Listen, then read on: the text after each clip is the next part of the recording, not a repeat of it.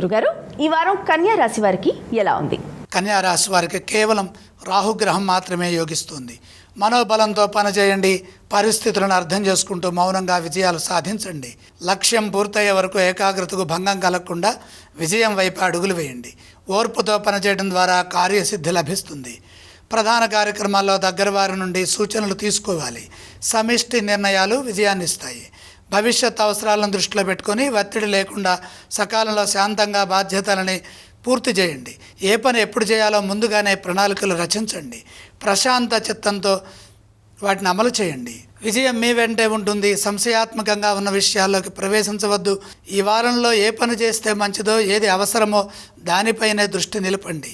కొందరు మీ ప్రవర్తన గురించి, మీ గురించి ఆలోచించి మీకు ఇబ్బంది కలిగించాలని చూస్తారు. అపోహలకు అవకాశం కల్పించవద్దు. శాంతంగా సంభాషిస్తూ వృత్తి ఉద్యోగ వ్యాపారాల్లో మీదైన శైలిలో పనిచేయడం ద్వారా మీ సంస్కారం మిమ్మల్ని ముందుకు నడిపిస్తుంది.